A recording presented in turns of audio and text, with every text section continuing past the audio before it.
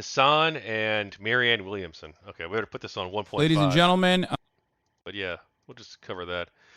I actually know people in real life who are fans or of Marianne Williamson. I'm not like I don't like dislike her or anything. I think she's like a decent-ish person from what I've seen. Like I don't think she's like a moral monster. Has some pretty weird views on like crystals and stuff, or at least some weird views I should say in general.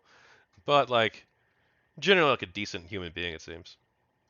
Marianne Williamson's in the building. I really like how she approached things with Andrew Yang, and it seemed like she handled that like, respectfully. That whole situation after she dropped out. Ladies and gentlemen, Marianne Williamson's in the building. She's running for president on the Democratic ticket. The chat's already going crazy. They're very excited. First and And even prior, actually, like she was like super friendly with the other candidates, not just trying to attack them, but like, actually like having open and real discussions with them, which I thought was pretty cool. foremost, thank you for coming. Thank you for having me. This is probably the weirdest interview that you've ever conducted, I suspect, because how often do you go to a random person's house and then sit in front of their weird background and talk to them? As you can see, everyone that's watching just like respond in real time. Have you ever done one of these before? Well, first of all, you're not a random weird person. Second of all, most of my adult life has been spent in Los Angeles, so this doesn't look that weird to me. Okay, good. The part about everybody on the thing, of course, is what it is. Yeah, that part is definitely strange. You're in town. You're doing some media right now. Yes. I saw you not recently, but you a while back went on the Dave Rubin show to explain to him. That was here, wasn't it? Yeah, to explain to him important concepts such as systemic racism and how it exists. So that was pretty good. apparently. Today is probably going to be a little bit different than the normal interview that you get, the normal interview that you do. But I'm sure it'll be fine. We can talk about like different trends in culture, especially considering that you have a lot of prominence on TikTok. You're all over TikTok. You're more on TikTok than I am, I would say. How do you feel about that? I feel seen and heard by young people, and I understand it actually. My message to them has been that they're not even 20th century people, and they shouldn't live their lives at the effect of bad economic ideas left over from the 20th century. So I feel seen and heard by them, but I think that's because they feel seen and heard by me. They don't have an institutional memory of a time ever in their lives when it felt like government was on their side, and they feel that government policy, understandably they feel this way because it's fact, does more to thwart than to support their own dreams for self-actualization and living the lives they want to live. Okay, that's pretty cool. Let's just start with why are you running? What's your goal for running on the Democratic ticket? Well, somebody has to say certain things. This country needs to start over. We need to end an aberrational chapter of neoliberalism in this. It's interesting that she's like, oh, they don't have a 20th century. They're not from the 20th century. Young people aren't, so they shouldn't have a 20th century mindset. They shouldn't, in terms of economics, they shouldn't have to adopt these views. But the economic model demonstrated built in the 20th century was very successful in the United States and Western Europe and Japan and South Korea and Taiwan. Like it's not perfect, and there's things we can do better, especially in the United States. In the United States, we've gone too far in the I don't know if you want to call it neoliberal direction as she has, but we definitely have gone too far in one direction here. We don't have healthcare in this country. We don't have holidays in this country. We don't have sick leave in this country. We don't have even mandatory vacation days. Like in Europe, most or in many European countries, you can have 30 vacation days a year. In America, there's you know what the federal number is? 0. And the average number that the average person has is 10. 10 vacation days per year compared to 30, which is mandatory in Europe for full-time workers. They don't have we don't have universal health care here. So I think Europe has done a much better job actually of building a system and a society that actually values workers and values people. So it takes the gains of capitalism and distributes them to some extent in a way that benefits everyone. Whereas in the United States, we still haven't made that change, in part because we have a first past the post political system, in part because of money in politics, in part because a large portion of the country doesn't want that. So depends on how you ask the polling questions, but a portion of the country doesn't want that, and they are able to gerrymander and stay in power even though they don't have popular support. Anyway, I think JT says it's 2 per year. Oh, what's 2 per year? Sorry. And Claus says, I feel like she's conflating economics of the second Bush era with the 20th century economics. When that's not well, especially the economics of the 20th century were wild, right? I mean, you had everything from Reagan to FDR, right? The 20th century, you had the New Deal, you had the Great Society, you had you had desegregation, which had major economic impacts on the United States. Like you had all sorts of things. And you also had this sort of, Reaganomics and and this sort of privatization of the government. It would, in some ways, was good, right? Deregulation actually was pretty successful in many ways. Um, like the fact that we have craft beer in this country is like largely due to deregulation. Like I'm not sure how many people know that, but yeah, like craft beer, the fact that it's as common as it is today is partly due to deregulation. Also, I think deregulation with the airlines has proven to be like pretty effective actually in regards to lowering airfare. Now, the people who were against that would say, well, yeah, um, it's cheaper now to fly, but the service is shitty. You don't have these in-flight meals, and there's some truth in that, right? Because the truth is that they used to be able to they didn't used to be able to they weren't allowed to compete on price in the past. Airlines weren't, so they started to compete in terms of quality of service, in terms of like, oh, we're gonna have like better food, and then they were able to compete on price because they were deregulated and allowed to have price competition, which meant that maybe quality in terms of food wasn't going as well. But the fact is, the vast majority of people, they don't care if like the airline has good food. They care if they can cheaply fly across the country, and that's what the vast majority of people care about. And it's good. It's good. It's much better to have cheaper airfares than it is to pay, twice as much but have better food, or 20, well, not twice as much, but say 20%, 30% more, but had the food's slightly better, especially since you can't usually taste the food anyway. Oh, Blue, you're getting aggressive, huh?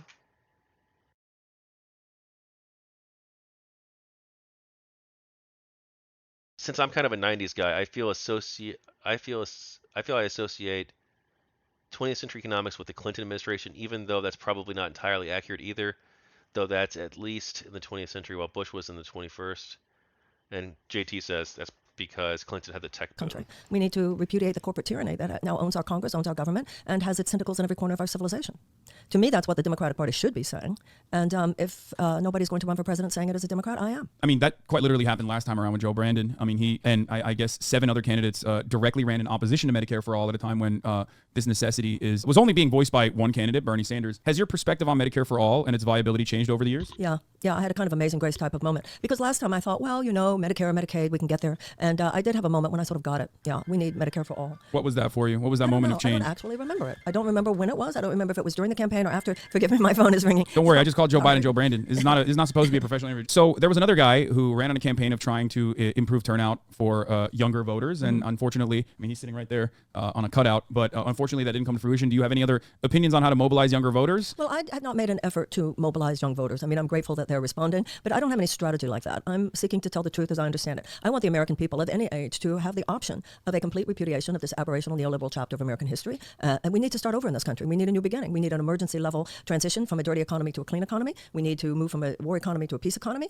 And we need to push back against what is essentially a matrix of corporate tyranny. So to me, whether you're 80 years old or 18 years old, whether it's about the next 20 years of your life or the life of your grandchildren, it's about the state of our democracy and possibly the state of our humanity. Even the habitability of the planet could be at risk here. This is not a time to slow walk. It's not a time for incrementalism. It's not a time for endorsing someone.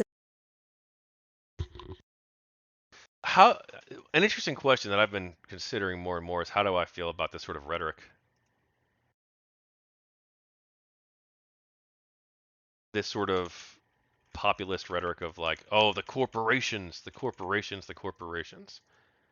Like, I think there is something to the idea that the United States has probably too much corporate influence. That the American politics, through lobby, well, I mean through lobbying. I don't care about lobbying.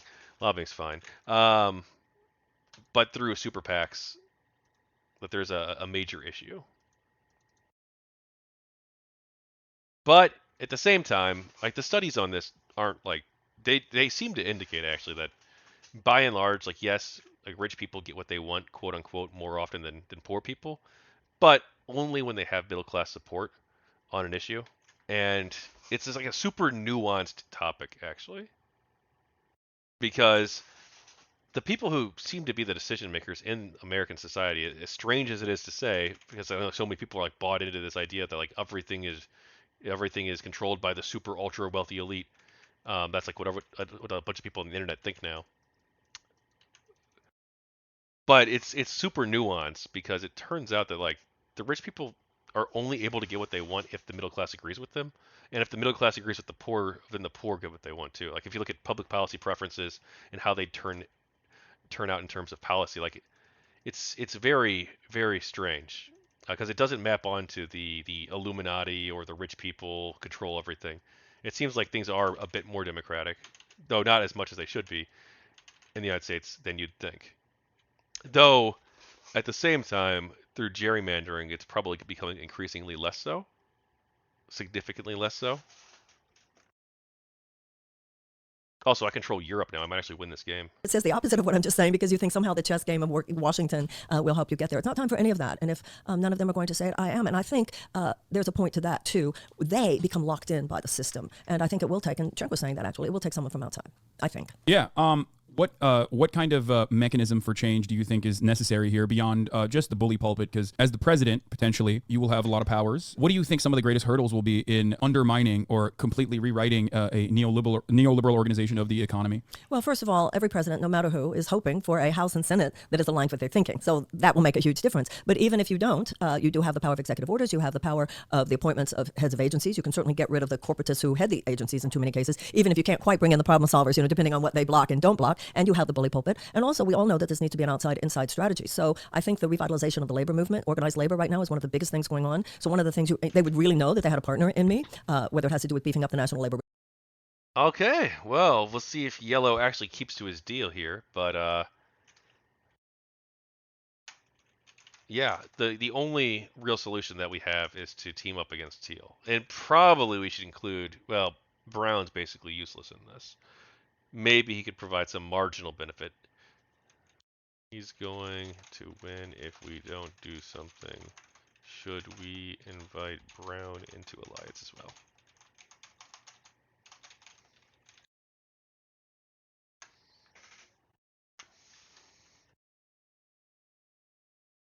Relations Board, whether it has to do with the PRO Act, to me, that inside-outside elements would be fortified by our presidency. So you're interested in beefing up the NLRB and giving more power to workers so they can unionize. Yeah, absolutely. What do you think about the strikes that are currently going on all around us in Hollywood? I mean, you've spent. I was on the picket line the other day. Oh yeah, I saw. Yeah, that was great. What's your opinion on that as far as what's going on with the Well, there are two elements, and one element, of course, is the same with Starbucks. It's the same with Amazon. It's the same with the grad workers at certain schools, et cetera. And that simply has to do with how baked into the cake it is that stockholders and CEOs and their stock dividends and their stock buybacks, this profound and really immoral transfer of wealth into the hands of a very tiny few, under the canard that they would create jobs. Of course, their business model is not job creation. Their business model is job elimination and worker exploitation. So it's very fantastic. The response of the first Gilded Age was the establishment of organized labor, and the response of the second Gilded Age, which we're living in, is its repudiation. I think it's extremely important. Now, in addition to that, when I would do interviews, and before SAG-AFTRA got in, and it was just the writers, they were talking about things like a writer used to be hired to stay for the duration of the development of the script, right?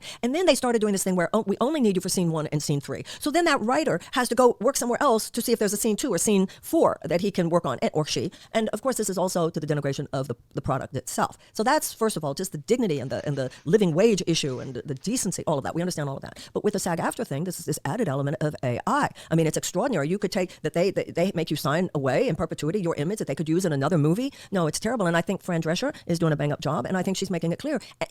During the last campaign, Andrew Yang had written a book, The War on Normal People. And that was the first book that I read that actually I got it about the threat of AI. And I remember one of the things that he says in that book is, don't kid yourself. You might think you have a job where only you could do it. I mean, even like lawyers, they're talking about that now. Don't bother to go to law school because of all of that. So I think Andrew Yang's solutions were, not necessarily great, in my opinion. Definitely. That's not what I'm talking about here. Yeah. I'm just talking about the whole issue of AI. And I think, and fencing it in and realizing what a threat it represents. And not only to the issue of work, this could be bigger than that. So I think with SAG-AFTRA, particularly adding the AI issue, it's important for all of it. And I think that what people are realizing, what I hope people are realizing, people need to realize is that don't think this doesn't apply to you if you don't work at Amazon. It doesn't apply to you if you're not a writer. It doesn't apply to you if you're not a barista. It applies to all of us whose lives have become, which is the vast majority of us, whose lives are at the effect of this vulture capitalism and what it has become in this country. Holy shit, you could upgrade your damage? Speaking of Andrew Yang and unique. Hold on. Hold up. Oh, man. Oh, no. Oh, no! I don't know the map that well, so I didn't realize. Oh, no. It's over. It is so over. Oh. Man, I was doing pretty well, too.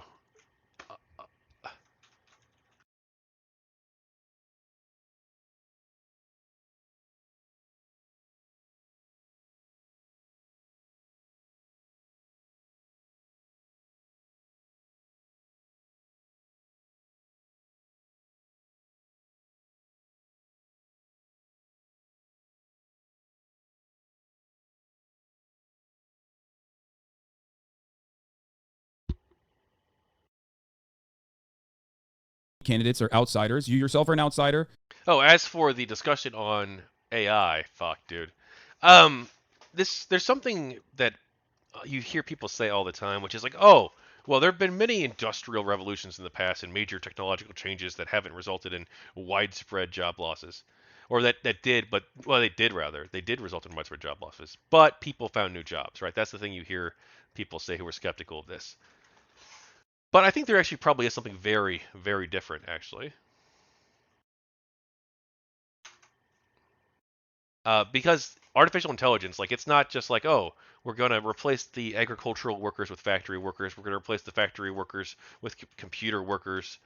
It's not that at all. It's developing a whole new intelligence, a way of thinking that is able to do and learn on its own, and able to learn new skills, to learn new tasks, and yeah, there's no reason to think that we can just like adapt. Like, where are these new jobs that are going to be created by artificial intelligence? Like, there might be some, right? There might be some people who create new jobs, that there are new jobs created because of artificial intelligence. You could see potentially like Blade Runners hunting down rogue AIs or something. You could see human and AI like assisted jobs where humans and AIs are working on a specific task together, where they're going to modify and amplify existing jobs. You could see that, sure, and that probably will be some of it. But a lot of the jobs that go away, like I don't see some immediate replacement for it, or even like long-term replacement for it in the AI economy, including like some jobs that I've worked in my own life. And I don't know how to think about that. I think that probably it's good, actually. I think it can be good. I think it can be very, very good. It can be liberating for humanity if we have post-scarcity or something approximating it. If we have these massive gains in productivity without having to basically pay anything for it, that this could be borderline utopian for the human race. We could have people focusing their free time not on work, but focusing their free time on things that matter to them, spending their time painting and reading and spending time with family and friends and going to church or engaging in hobbies and playing sports and doing all of the things that they love doing and that they would rather do. Like that is like the utopian ideal. But at the same time, we live in a world where that's probably not going to happen. Where we don't even have healthcare in this country. Like maybe some European countries and maybe some Asian countries get the balance right, and they're able to utilize AI in a way that produces great outcomes. But will the United States of America, with its extremely divided society and political structure and first past the post system and gerrymandering and corporate influence, like that's a very, very open question. And I don't think it's guaranteed that things turn out well due to AI. I'm not sure that we're able to handle this in a very good way.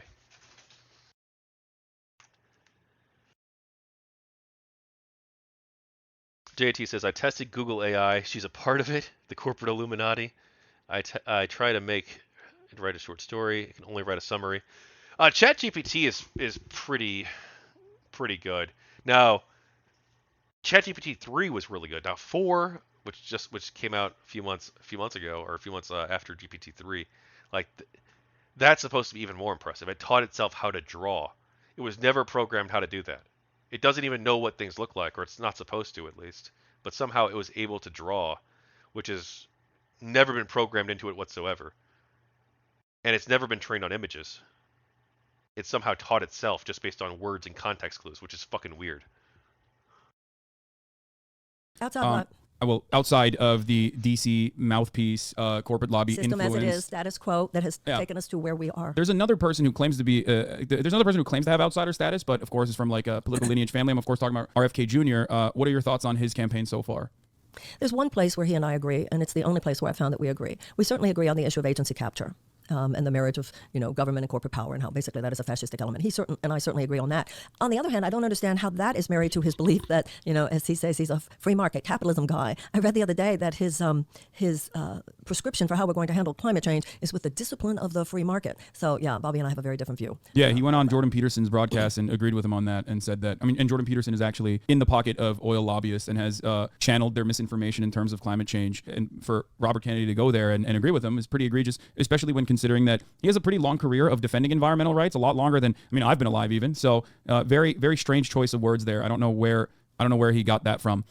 But people are correctly pointing out that he's done a lot of weird things. He gained a lot more prominence in recent years through anti-vaxxer conspiracies, through those circles, QAnon and whatnot. Some of the writing that has been conducted on your campaign so far have also had a little bit of, not necessarily claiming that you're an anti-vaxxer, but definitely there is some questions about that. What are your stances on vaccination? Well, the thing I do agree on is that I don't think pharmaceutical companies, I don't think that insurance companies should be dominating our, whether or not we have health insurance. I don't think pharmaceutical companies should have the dominance they have. I don't think gun manufacturers or big oil or big chemical companies or big food companies or defense contractors should be dominating our policies. I think too often, obviously, the profits of pharmaceutical companies are placed before the actual health and well-being of the American people. In no other advanced democracy do they lack universal health care. So you take the top 5. True. Though, this might not be the best map to play while we do this. Star Trek Armada. It's a fucking amazing map. Or at least the first one. I'm not sure which I've played, the first one or the second one. I played both the games in real life, but in terms of the map, this is like an intense map. So I'm not sure this is the best one to play while streaming, but we'll see how it works out. Pharmaceutical companies last year alone, and their profit was $80 billion. Meanwhile, we have people rationing their insulin in this country. We have people who are putting GoFundMe pages on the internet to pay for life-saving operations for themselves and their loved ones. So no, I'm not a big fan. Obviously there's profit and then there's profiteering. And I believe that there's a lot of profiteering going on the part of Big Pharma. And I think there's a healthy skepticism that all of us should have. But in terms of vaccine science, it feels like, to me at least, and I'm the layman, I'm not very intelligent, it seems like the people that are supposed to be ensuring that every single person is inoculated, the science behind it seems sound to someone like and myself. There's risk associated with every vaccine, and we know that. Yeah, so overall, I feel as though it is an objective good. Even Donald Trump with his Operation Warp Speed, this is one of the few instances where I feel like this was the government operating in a way that it was supposed to. And there was definitely negative consequences associated with that, but that wasn't necessarily vaccine injuries, but more so not allowing this vaccine IP to reach poorer countries, shutting that off. Bill Gates got a lot of criticism, and people said, oh, he's trying to chip people, all the way, ranging from conspiracies all the way to like 5G waves, killing people or whatever. But the real thing that people should have been upset about in terms of Bill Gates's personal position on the vaccine was him stopping Oxford from releasing the patents and forcing the AstraZeneca vaccine to maintain its IP control, maintain its patent control, and the numerous amounts of misinformation that he spread in terms of how India was not capable of creating an adequate vaccine, and therefore it would be devastating and would create more vaccine skepticism, when India has and is continuing to supply pretty much 75% of the global south with their vaccinations. I agree with that. Do you feel like the profit incentive is what causes vaccine skepticism and other medical misinformation to thrive? I think that there are two things we have to look at here. First of all, we have to have, there's a certain kind of healthy skepticism, certainly, but at the same time, we have to have a general trust in our agencies, the institutional forces which are pillars within our society. We have gotten to the point now where the skepticism has become cynicism, and it is too much. The system is too saturated because we have to have enough trust in these agencies. Now, whether it's the CIA or the CDC, it's sort of the same thing. It's like, do we trust you people? So we have to look at the fact with the CDC as well as others, to what extent did their behavior play a part in some of the distrust, not the unhealthy conspiratorial stuff, but some of the healthy questioning, like what was going on here. And I do. True. I actually talked about this a couple streams ago. But yeah, the public health establishment, including the CDC, the fact that they got so much wrong, and it seems like they could have easily avoided doing so, was a major issue. Like there is a lack of trust in institutions that's become a major issue within democratic societies, especially in the United States. But the institutions themselves, like part of the solution here has to be that they take measures to regain people's trust. Like the fact that they were like, oh, nobody gets a mask. Nobody get a mask no matter what. We don't need them. It's all fake. And then like 2 months later, we're like, oh no, actually everyone go wear a mask. And then they're like, oh, well, actually, in 2023, as more studies came out, they're like, well, maybe the masks aren't really all that effective after all. Maybe they don't actually provide any major public health benefit whatsoever. And then they're keeping schools closed far longer than any other developed country, pretty much in the United States. And in some states we did, not every state. So just across the board, there were so many different issues. And the public health establishment never really owned up to it. It was like, hey, look, we made mistakes. Like, here's what they could have done from the beginning. From the very beginning, they could have been like, look, they could have been like, look, this is a new virus. We don't really know that much about it. Our best evidence and our best data seems to indicate that these measures are currently the best ones that we recommend for the public. Like, that's what they could have done. That's probably what they should have done. And then let the public decide, right? Like not let the public decide, but necessarily be like, hey, look, we don't know everything. Let them recognize that, okay, we're not necessarily experts on this, or we are experts on this, but we don't know everything. It's a developing situation. There's not a lot of data on this. There can't be a lot of data on this because it's brand new. So we're going to recommend the measures that we think are best, and some of those are going to maybe turn out okay. Maybe some of those measures are going to be wrong. And just like level with the public and let them know and be honest in their level of confidence about each individual statement that they make. Like, that's part of being an honest actor. And that's part of what a lot of people fail with and a lot of what our government failed with. I'm going to trap this cat in here with me. I mean, I guess I can. It's not like... Maybe it'll attack me, but probably not. We'll be okay. I believe that during COVID, there were people who, most of whom probably with the best of intentions, did not trust the American people to have a more honest conversation. And I think that transparency is always a good idea, because let people be smart enough to figure some things out for themselves. So I think there was some ways in which some skepticism was almost stimulated by a lack of transparency. Yeah. I mean, I think epidemiologists run a tightrope whenever they talk about any kind of prevention with respect to further spreading a virus. And yeah, I mean, there were certainly issues with the original communication and how it spread. And it was a moment of panic. There was definitely a lot of people that thought that, I mean, it was mostly fomite spread. I myself included, alongside many others, thought that you were supposed to like wipe off your groceries and whatnot. But ultimately, I think that, again, stems from their interest in being as protective as possible over a novel coronavirus that is ripping especially the elder population to shreds. Yeah. So I think I give them a lot more I think leeway with as I said, the vast majority of them over there, I absolutely believe that's true. Absolutely, I agree with. True. It's such a nuanced thing, though. Like, yes, it is true that they made mistakes, but also it was a novel virus. It's understandable. And that's something that the public, I think, didn't really understand or know how to grapple with. Like, okay, look, we have the institutions of government that are trying to do a good job, and they don't know much about this. And it's a brand new thing, and people probably should have been a little bit more understanding towards that. But at the same time, the institutions themselves so very easily could have accurately portrayed their level of trust in the things that they were saying, or their level of confidence in the various statements and pronouncements that they were making. And they never did that, and they never owned up to the mistakes that they were making. They were never like, okay, look, maybe the masks aren't really all that effective. Oh, maybe we shouldn't keep schools closed. It was always, oh no, school. If you want to open the schools, you want to kill grandma.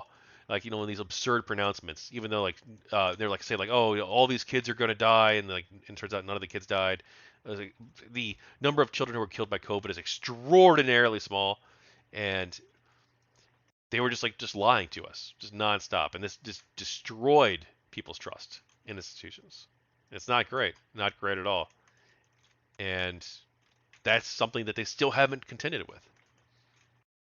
That. Yeah, but I don't necessarily agree that it's more transparency that would stop, naysayers and people that have generated and have a genuine financial interest in spreading COVID misinformation and then even farm their own alternative products. I don't think that would have stopped. Can be true. Both can be true. Okay. What else to talk about? So that's nothing's going on or anything. No, there's a well, actually, there is a lot going on in the world, but I do feel as though this has been a relatively less interesting cycle for the election. I think people were way more tuned in, and I say this only as like a media person, I guess, as much as I am not really a media person. I analyze the way that at least my generation is looking at like elections now, and they do find Joe Biden to be old. They find him not to be a very inspirational figure. A lot of people are complaining about his age. and whether he's capable of running again. And the Democratic Party has completely shut off the any kind of left-wing opposition to that, or any kind of person from running against them. Even though I'm a firm believer that even if someone is not necessarily has a shot at winning, I think that healthy debate is good, and has the capacity to maybe even shift the incumbent on certain positions. Bernie Sanders did that with Obama's second term. I think that was good. Do you feel as though the modern Democratic Party is losing the younger population of voters that feel like Joe Biden? JT says, well, journalists never trusted the actual experts who had real medical backgrounds. What do you mean by that? Biden is not fulfilling his campaign promises. Yeah, and I think that even what you just said was repeating their narrative. Even someone who doesn't have a shot at winning, the person who gives a robust progressive agenda right now, offers a robust progressive agenda, is the person who is articulating what the majority of Americans want. The majority of Americans, both Democrats and Republicans, want universal health care. The majority of Americans, both Democrat and Republican, want tuition-free college and tech school, paid family leave, a guaranteed living wage, etc. So they are so institutionally resistant to a robust conversation and allowing a person who is a majority of Americans want a guaranteed living wage. I don't know if that's true at all. Like universal health care, yeah, it does depend on how you ask the question, but by and large, it does seem like the vast majority of people do want universal health care. Like that's pretty clear. Whether it's 56% or 75%, like people want universal health care. But universal guaranteed living wage, like let's look this up. I gotta look this up now. Hope I don't die in the process. But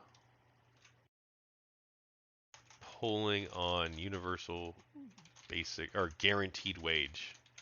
That's a weird way of phrasing that. How would you even look at that?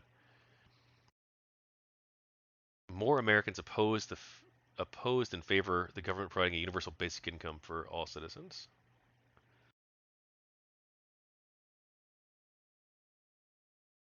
A narrow majority of U.S. adults, 54%, say they would oppose the federal government providing a guaranteed income, sometimes called a universal basic income, about $1,000 a month for all citizens, whether they work or not. 45% favor the proposal. Okay, so it doesn't look like what's the share with? Okay, well, more Democrats support it than Republicans, which is a little bit shocking actually, because if you look at the history of the idea, it had a lot of conservative support in the past. Like a ton of conservatives were really supportive of this, like Milton Friedman, I believe, or maybe not. William F. Buckley. Well, William F. Buckley supported something else. He supported national conscription, but yeah, it's weird to see. It's weird to see her say that when obviously it's not true. So yeah, it doesn't seem like a majority of Americans, unless she's looking at other polling data. Let's see. UBI polling. So that was 54% to 45%. What other? Yeah, universal polling.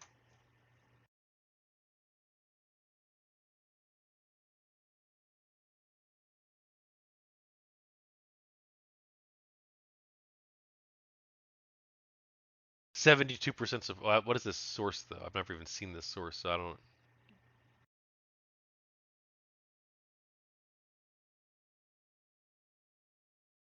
Majority of Americans now say the government should have a universal basic income program. This is from what, 3 years ago? Yeah, 3 years ago. A majority of voters believe the government should have a universal basic income program, up from 12 percentage points in 2019. See, like this. Well, to be fair though, it became a major talking point during COVID, and because of the 2020 election with Andrew Yang. So yeah, more people heard about it and came to support the idea. Now, I don't think you can look at. Oh, let's see. When was this? When was the survey conducted though? 2019, and yeah, and this.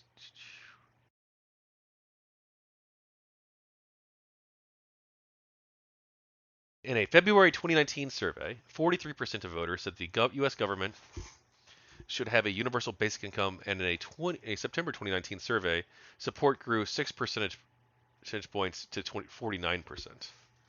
The survey had found an increase in support across demographic groups, primarily among younger voters and Democratic voters. 69% of voters aged 18 to 34 and 35 to 49 were in favor of universal basic income. How did they ask the question? Should the government have a UBI program? One proposal to help Americans whose jobs are threatened by automation is having a universal basic income program that pays all Americans $1,000 per month. Which comes closest to your belief? Should not. Okay. But also, during COVID, people's views were probably very different than they were in non-COVID times. So it looks like, yeah, sure, it's about 50-50. And you're probably going to find some surveys that show majority support, some surveys that show it don't, not a majority support. And it's a serious idea to consider, especially with automation and AI. But even without that, it's an idea worth considering. That doesn't mean you have to agree with it. I have like mixed feelings about UBI. But it's a serious proposal, and a serious proposal to help deal with AI. Now, of course, $1,000 a month UBI is not going to be enough. Probably, we're going to probably need if we lose our jobs due to AI, $1,000 a month isn't going to be enough unless the price of goods falls so substantially due to the AI that the cost of goods is virtually meaningless. But at that point, are we even really talking about capitalism anymore, or at least capitalism as we understand it? Real progressive to have that. So, every time we repeat that, that's just chopping their wood and carrying their water. So, of course, it's boring because they're saying, well, this can be just in a little corner over here. Of course, she's not serious. Whereas really someone articulating progressive views right now is the only serious candidate. Serious about climate change, serious about the war machine, serious about healthcare, serious about what is going on. That's what's serious. So, yeah, it's boring because the real truth is being suppressed. But when I say the real conversation of what's actually happening in people's lives is being suppressed. But you know what it is? It's a fake boring. It's like when Martin Luther King talked about positive peace and negative peace. He said negative peace is where there's no outright conflict, but there's underlying tension and anxiety. You say it's boring, but that's just because underneath, what's rumbling underneath is people acquiescing, giving up, feeling numb, and this kind of emotional decline. And that's also one of the reasons why I feel young people are ready for something more and aren't buying into, well, she's a long shot or she's just maybe she could move the conversation. This is their lives. And I think that those of us who are progressive need to say that. I don't care. Maybe you don't like me for whatever reason. Whatever. For these narratives that are spun, or kooky, wacky, whatever, which is, I don't think there's anything kooky or wacky about 68,000 people dying every year from lack of health care, 18 million Americans unable to fulfill their prescriptions, 85 million under or uninsured Americans. And no, I have no crystals in my books or in my home or in my lectures. So if people can't see through that disinformation. I love crystals. I have. Good. I don't know where they're at. I wanted to. I wonder if I should walk back the crystal thing, but I'm pretty sure she has made some weird statements before. Let's fact check this and see. Maybe I'm wrong.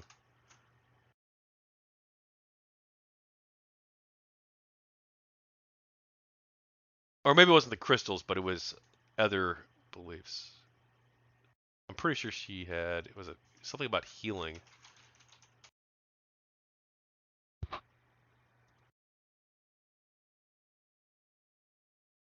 As I'm expanding my base.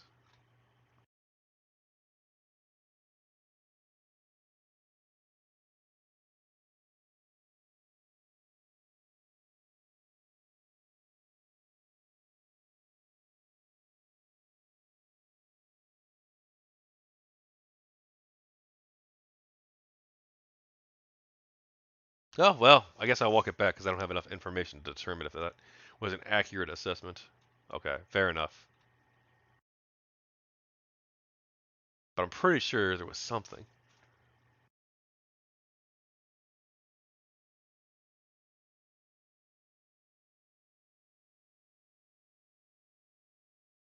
Of course, Wikipedia's might not be the best source. Marianne Williamson. Faith healing? Or was there something? What was it? Healing something.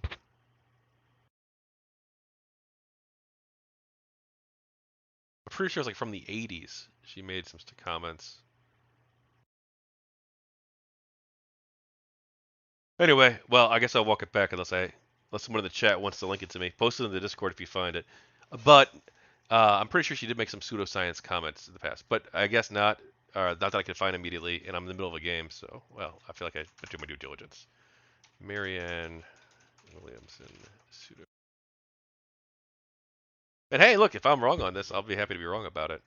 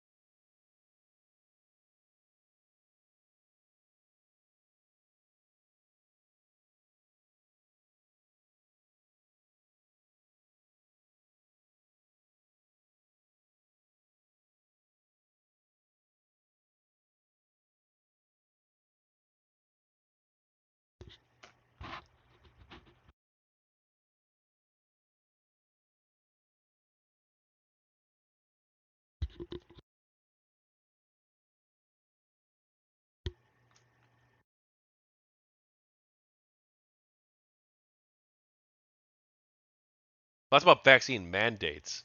That's a different claim than vaccines. Whatever. I don't support vaccine mandates either. So, or at least I don't support vaccine mandates for COVID. Like, could there theoretically be a virus that's going to kill like 90% of the human race, and the vaccine is effective at stopping the spread? Like, okay, like probably then. Like, the question of what if COVID was 10 times deadlier, like, is actually a valid question to ask. And like, the responses that we did during COVID did often go too far. But if COVID was 10 times deadlier, then like probably stricter measures would be justified in order to preserve the human race and human civilization.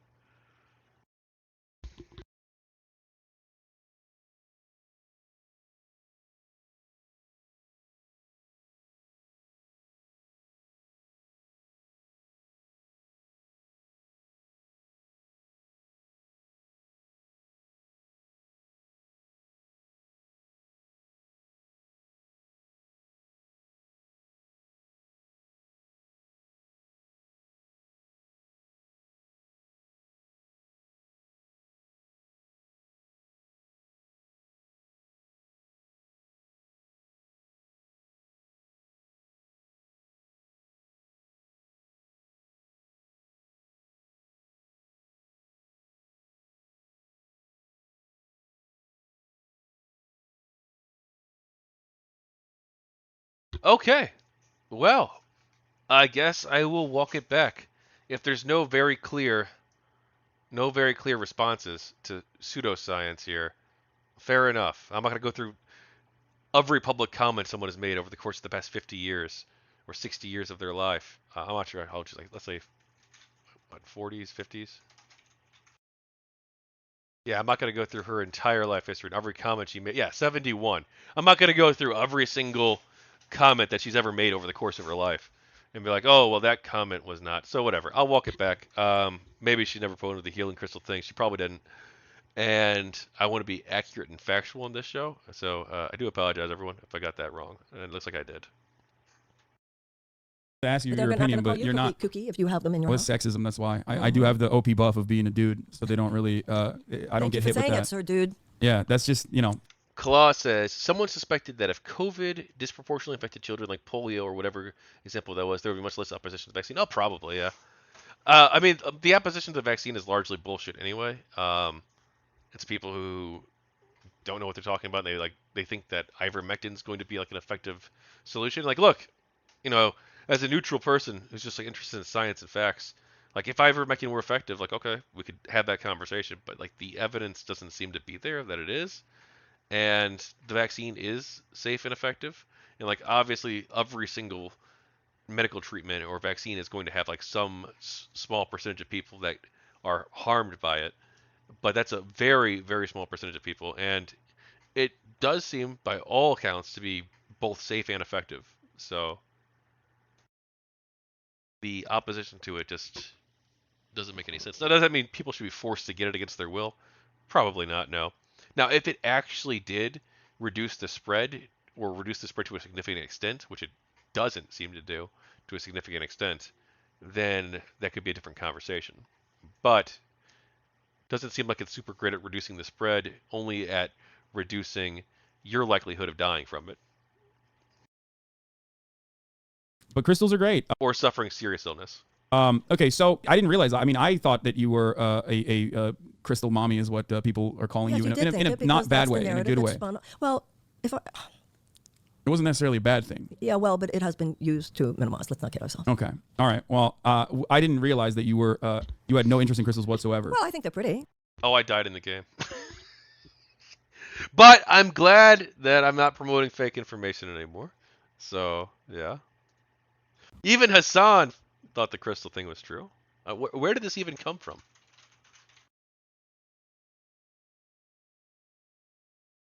Where did this idea come from?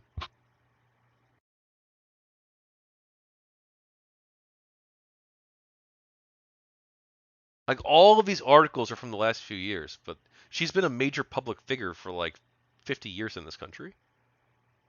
Is there nothing that from like her earlier comments?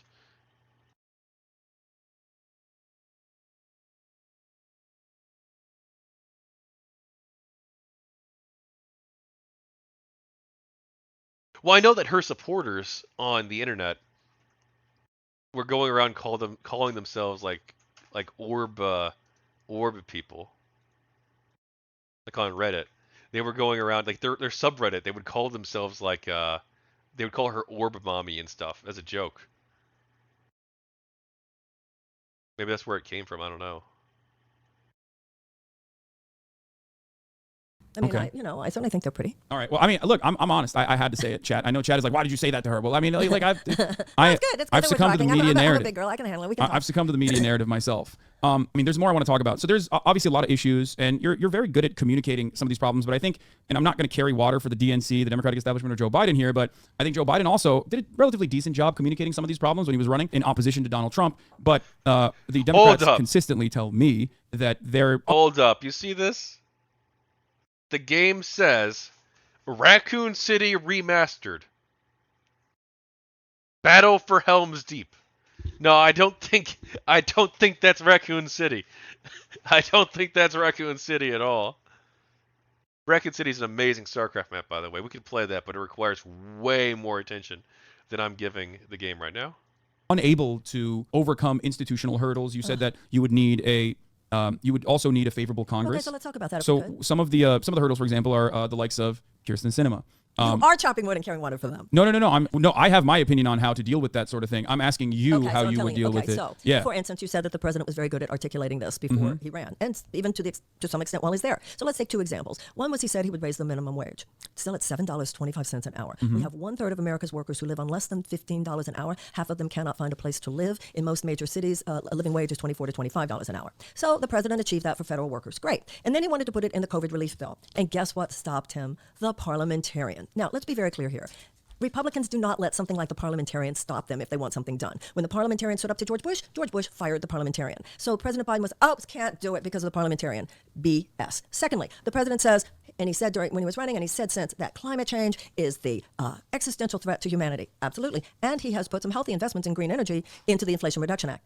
The problem is he approved the Willow Project, an $8 billion oil extraction project on the North Slopes of Alaska, which completely nullifies all the benefits of the Inflation Reduction Act in terms of the green energy investments there. Plus, he has given more oil drilling permits even than Trump did, plus the $858 billion defense budget, given that the defense establishment is the single largest institutional...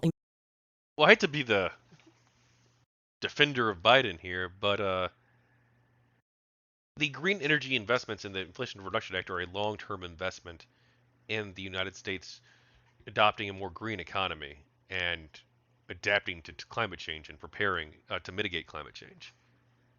Like, yes, it also included some fossil fuel permitting and things like that. But yeah, who cares? Like, yeah, like I'm all if the private market, the free market has fossil fuels in the short run, like they're not going to go away overnight, and that's not mitigating the climate reduction measures, the climate change measures, because the fossil fuel stuff that's going to go away on its own. Like, well, first of all, we have to more aggressively do it than the Biden administration has, or certainly more than the Trump administration has. We need to be investing hardcore into nuclear and we need to be investing hardcore into fusion. If we had a president who had a real vision, which unfortunately Biden is not, we would have a president who would be looking at nuclear fusion hardcore. We have net energy gain with nuclear fusion for the first time ever. We have nuclear fusion. We have it.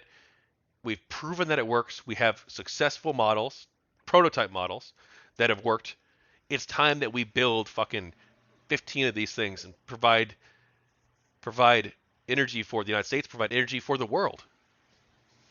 Let's do it. Let's build them across the country. Let's build them across the planet. I want to see different designs here. I want to see different ideas with nuclear fusion. And we need to like massively invest in it. Like not 5 years from now, not 10 years from now, but right now. Like right now we have the solution. We have unlimited energy. And yeah, of course, we should study that, and we should also like share that with the world, and that'll be an American project that will have solved climate change forever and solved our energy needs forever. Like it's a major boon for humanity. But I feel like part of the problem, and this is something that not many of them will admit to maybe, but a major part of the problem is that there's like two schools of thought within like the people who take climate change seriously camp. There's like the my camp, which is, or people I guess in general who think. So there's three groups of people, right? There's people who don't think climate change is real. Those people are obviously wrong. Then there's the people who are like me, who believe in technology and science and humanity, and believe in advancing and solving our problems through the application of science and engineering. And like, yes, there might be like some other like policy changes and stuff we can do as well, but like believe that science and technology are the answer. And then there's like another group of people. This is probably like the smallest group, like maybe even smaller than the people who don't think it's real group. But they're very vocal. And they're people who think that humanity and science and technology are the problem. They think, look, we're not going to get out of this problem by using science. We need to abandon science and return to a primitive lifestyle, right? Whether that's a pre-industrial agrarian society or even a pre-agrarian hunter-gatherer society, right? That's what they want to see humanity go towards. Either very quickly, they're like the mass extermination and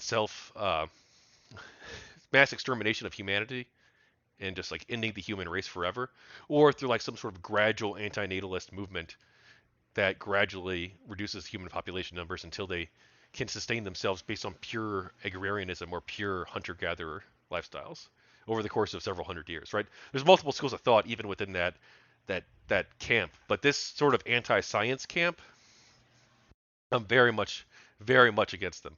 I think that that's probably one of the most dangerous ideas humanity has come up with. It's possibly even more dangerous than the people who think, "LOL, it's not real, bro. We should do nothing. Just let it all happen. Who cares?" Right? The people who want to take us back to 10,000 BC, like that's probably a more dangerous direction for humanity. Both and because I don't want humanity to go down that path. I think it'd be awful. I think that we've accomplished so many great things, we could accomplish so much more.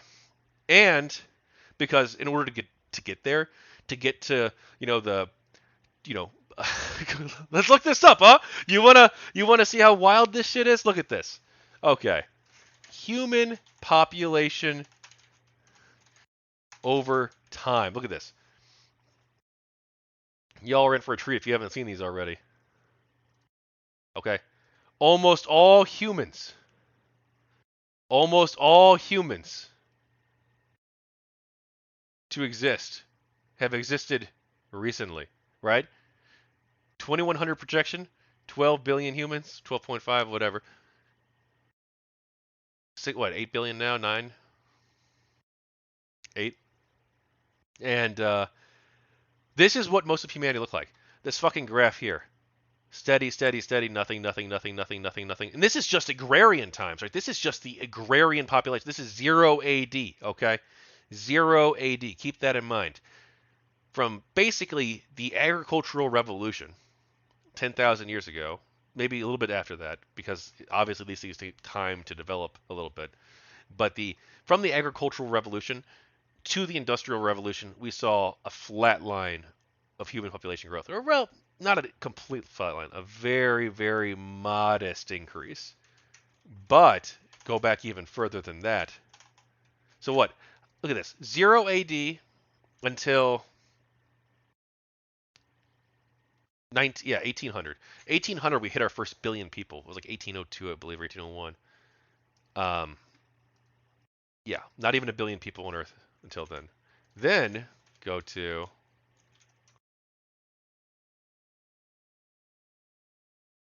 human population 100,000 BC. Estimates of historic world populations.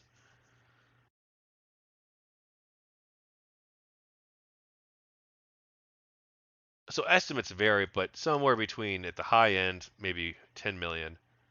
So 10,000 years ago, or well, sorry, 12,000 years ago, technically. 12,000 years ago, estimates range between 1 million humans on Earth and 10 million. Think about that for a moment. Between 1 million and 10 million, there are over 8 billion people now. We're not going back, okay? We're not going back. And if you go back, you're going to end up killing large numbers of people. And yes, there are those in a camp who think, oh, well, we'll just like gradually decrease the human population over time, and we'll get to like roughly that 10 million number or the 5 million number, and like we can settle there and just have a permanent 5 million human population living as hunter-gatherers in the year, 2500. Like that'll be the long-term goal of our movement. It's like, okay, that's okay, that's better than killing everyone off right away, but there's no shot. There's no shot you convince people to go along with this. Not in the numbers that they need.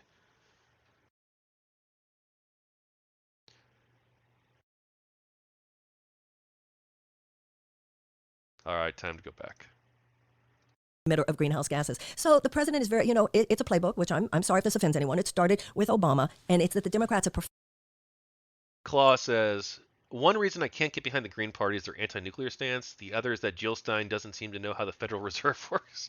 I haven't seen Jill Stein's comments on the Federal Reserve, but the anti-nuclear thing is crazy. Well, it's so wild too, because in Germany they're decommissioning nuclear power plants so that they can open coal-fired power plants. It's like, wait a second, you're going to go back to burning coal because you're so anti-nuclear for no legitimate reason. It's fucking wild.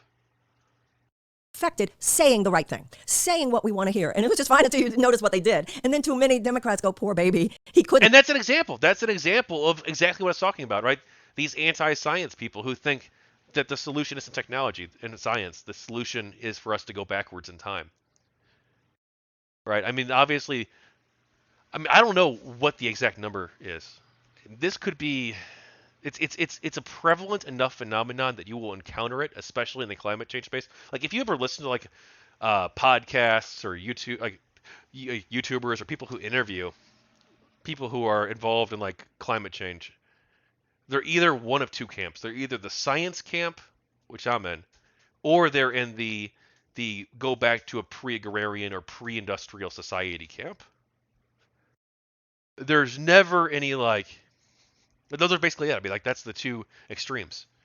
It's the we're gonna have to science our way out of this shit, or we need to go back to the year 10,000 BC, or at least 1700, roughly.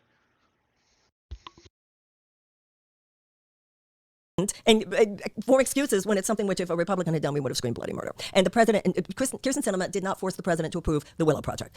And Joe Manchin did not force the president to not fire the parliamentarian, and so forth, and so forth, and I so agree. forth. Your opinion on this is identical to mine. Good. I've said I love people damn who near agree with damn near the same things. I think that as far as the IRA goes, I think that there was certainly a lot more that the Biden administration could have done. And I think that potentially the president has more power to influence legislation than just sitting back and offering an incredible accomplishment to a Green senator like Kyrsten Sinema. And I think that as president, you would have powers to be able to persuade naysayers in your inside of your caucuses, inside of your Congress. Do you have any opinions on what you would do different?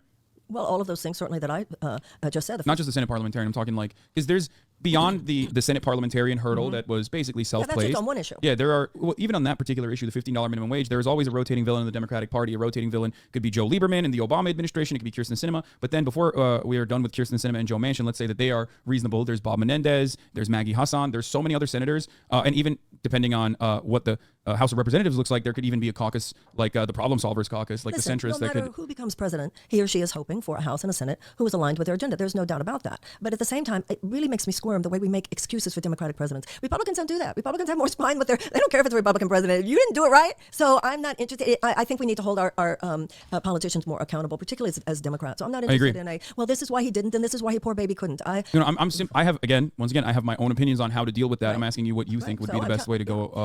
It might have been historically true. It might have been historically true that Republicans didn't do that, but man, I don't know how if you could say that during the age of Trump. I'm not sure if you could say like, oh, Republicans, they really hold their people's feet to the fire. Like, I don't think you could say that at all, right? I mean, they basically abandoned all of the views that they held prior to 2016 so that they could support Trump. And Trump didn't even accomplish any of the things that he wanted. Well, I guess he got tax cuts, right? He got tax cuts, but aside from tax cuts, which mostly benefited people at the upper income spectrum, like they didn't get anything they wanted. They didn't build the wall. They didn't kick out all the Mexicans. They didn't ban all of the Muslims. Like he didn't get any of the things that he wanted to do, aside from tax cuts, which didn't even help the people who voted for him anyway, or at least the poor people and middle class people who voted for him. Well, About it. in many things you can do executive orders. In many things it has to do with who you appoint as head of agencies. Let's give an example. Kirsten Sinema and Joe Manchin did not force President Biden to nominate as our Secretary of Defense a former board member at Raytheon. He's in there with it. He's in there with it. I'm sorry. Okay, so there are many issues like that. The Biden administration could, if they chose, exercise marching rights to lower some drug prices. So there are some ways in which Joe Manchin has stood in the way, or Kirsten Sinema has stood in the way, and other places where the president has not just chosen to go there. Why? Because he basically is a corporatist Democratic elite establishment, and their playbook is we want to help people as much as we can on the periphery survive an unjust system. However, not so much that we actually challenge our corporate donors who make the return of all that suffering inevitable. Ever since Bill Clinton and the Democratic Leadership Council, the Democratic Party has been trying to have it both ways, and ultimately you can't. The Democratic Party should stand for more than the amelioration of stress. The Democratic Party should stand for more than I'll help you survive an unjust. She's not a bad speaker, but we also exist within this, quote unquote system. And the fact is, like, a lot of people like it.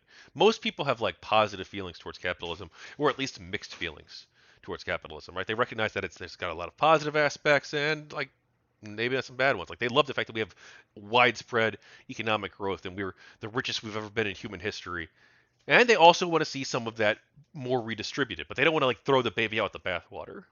And part of what Biden ran on was being more of a unifier, right? So he's basically living up to what he promised, which is okay, look, I'm not gonna go out there crazy with these wild bills that are going to be even like things that are relatively popular like universal health care because I don't want to upset the conservatives too much.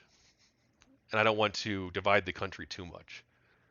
But at the same time, right, this doesn't seem to, like Republicans don't care about economic policy. Like that's one thing that Biden needs to understand. They don't give a shit. Like you could have like you could have the economic system of the Soviet Union. You could have like full on state socialism, and Republicans would be like totally cool with it as long as they get to talk about their trans bathroom stuff. And there's no trans bathrooms anywhere. Like they'd be like, oh boy, yeah, who cares, bro? It's economics. No one gives a shit. Like they don't give a shit about that right now.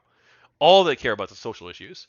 And that's something that Biden needs to recognize, and the Democrats probably need to recognize too, that they don't care about economics. You could probably even get them on board with like some of the economic stuff, just because they don't care about it. It's the social issues that they care about. And of course, like the country, like whether you like it or not, right? There is gerrymandering. We need to get rid of it. So even popular ideas can't really get support in the way that they should. And the Senate, which isn't really gerrymandered except for like in a de facto sense, but the Senate, you don't have the votes for universal health care. And we should, right? Every other first world country has it, but you don't. So, and this idea that, okay, well, we're just going to lean really heavily onto Joe Manchin so that in Kristen Sinema so that they come around and support our position. I don't know if that's actually a real strategy. Like, I'm not sure any amount of leverage you could use, any sort of amount of the bully pulpit you could use to get Joe Manchin to vote for universal health care.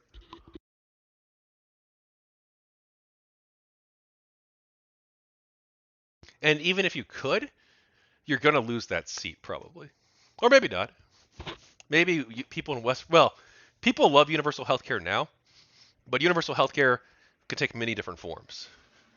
And you could probably find like little cleave issues, like little minor issues within the universal healthcare system that you create, that you support, that might be unpopular or might be good attack points for the Republicans to use. Even though everyone supports universal healthcare in theory, or at least like 70% of people, let's say, everyone supports universal healthcare in theory. But how do you get there is a major, major, major deal. system, the Democratic Party, and by the way, to win in 2024 is to stand for ending the injustice. Okay. That's great. One other aspect of the injustice or institutional hurdles would also be the Supreme Court. What are your opinions on how to deal with the current 6-3 supermajority that seems almost permanent at this point because they're all very young as well? How would you deal with the Supreme Court if you became president? I would have a very honest conversation with the American people. This is where the bully pulpit is helpful. If you look at something like Sheldon Whitehouse's book, this was well-strategized corporate takeover of the Supreme Court. The way I look at it now, it's basically a rogue institution. We're supposed to have 3 co-equal branches of government, and they've made themselves into authorities in their mind, not only overriding the will of the people, but overriding the will of the executive, overriding the will of Congress. So, first of all, obviously, I join with those in Congress who are saying there's no reason in the world why there are ethics rules for every other layer of the federal judiciary, but not them. That needs to end. I think we need to have a very serious conversation about term limits because, like you said, they're young. So Amy Coney Barrett, could have another 50 years of influence. And also, I would not be afraid, as Roosevelt was not afraid, to talk about packing the court. The Constitution does not say that it has to be 9. Now, what happened with Roosevelt was once he threatened that, they pulled back a little bit. But as president, I would not be pussyfooting around that issue. Now, I also understand those who say you could pack it, and then when the Republicans are in power, you could have the same problem. But there's just so much we can take. They are in a systematic trajectory of actually. Oh, that's actually a good argument. You could pack it, but then in 10 years we'll have 500 Supreme Court justices. Now, there probably does need to be reform to the Supreme Court, actually, like major reforms, and probably like more members, actually.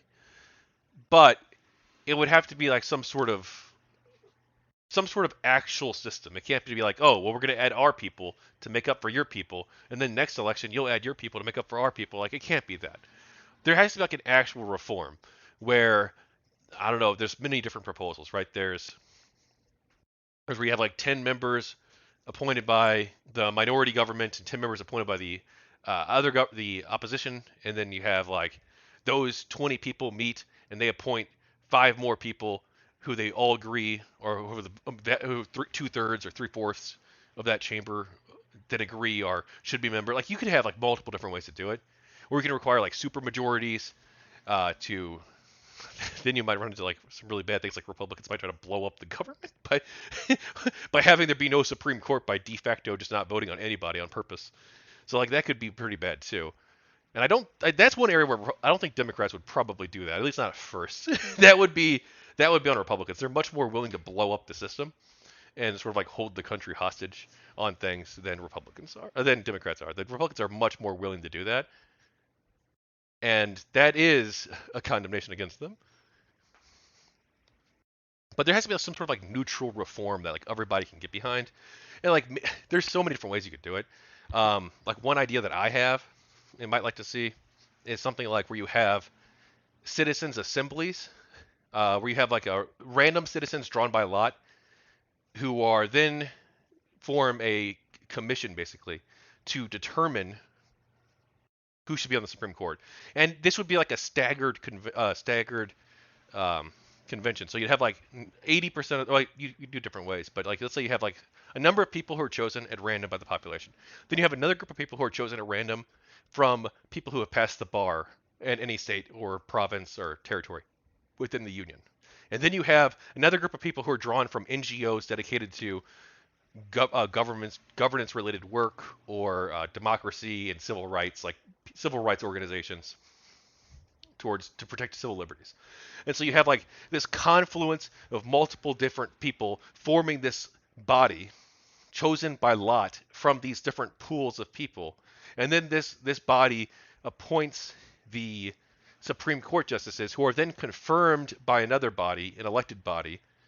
So you have a check on that the lot commission. So like there's like so many different ways you can do it, but I feel like that would probably be like a better way than anything that we do currently, where you have a number of citizens drawn by lot, chosen at random. They come together, they meet with legal experts, like people who have passed the bar anywhere in the country, drawn by lot from that community.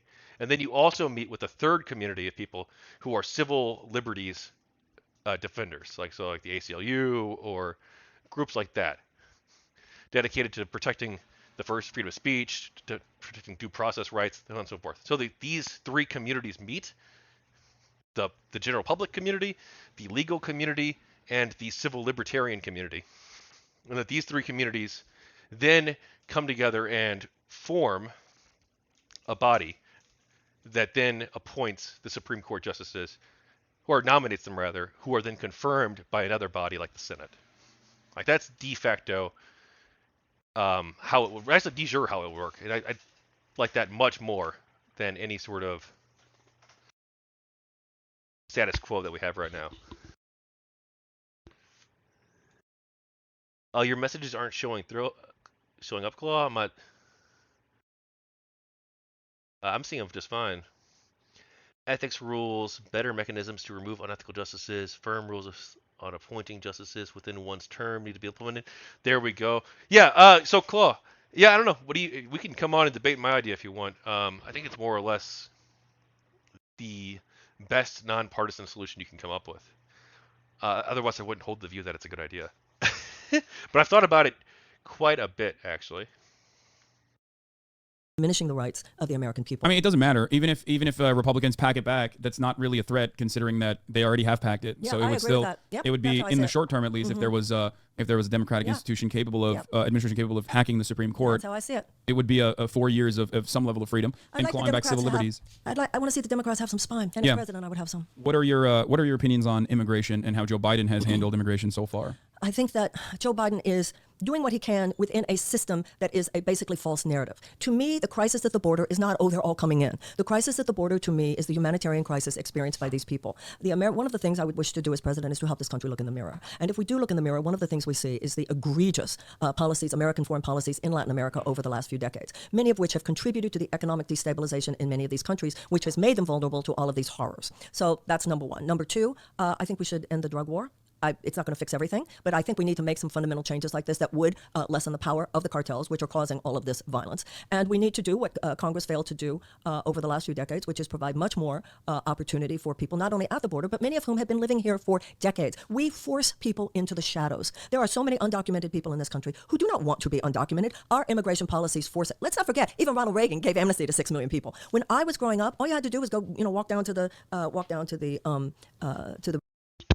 Claw says, I don't have firm opinions, so I wouldn't be able to debate or discuss that well.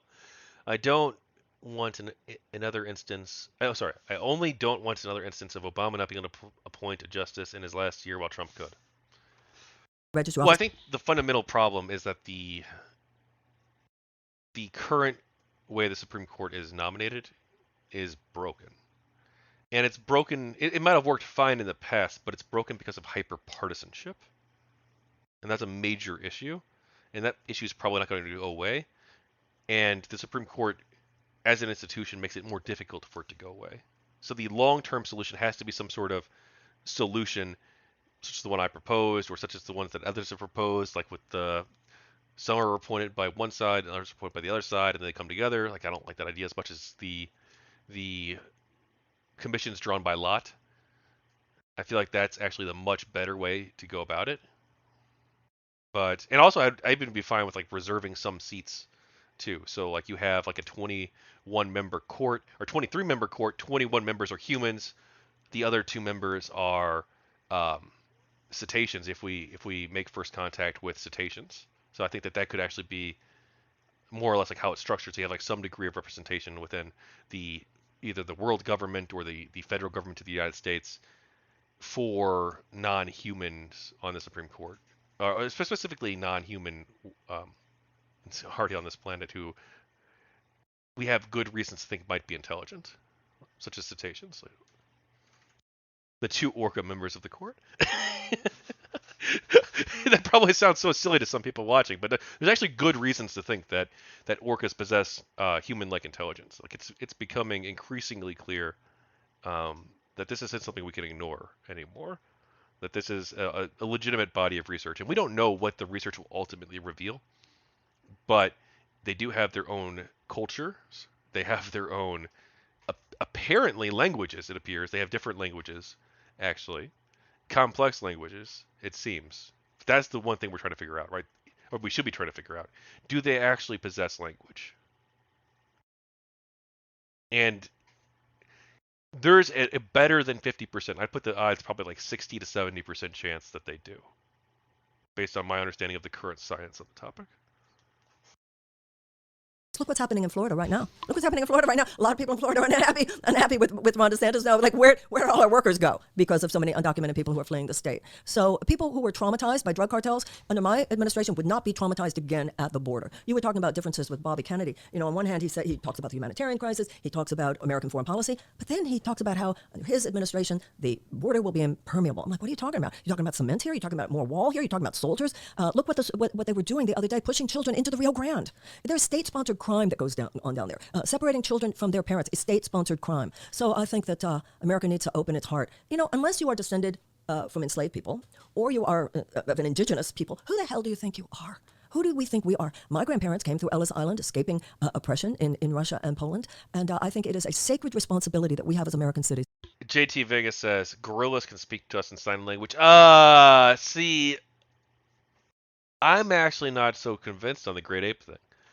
I'm convinced on the cetacean, not pretty heavily convinced, I think, on the cetacean thing. I lean more in that direction than not. I don't think it's 100% confirmed, but the great ape thing, I don't know.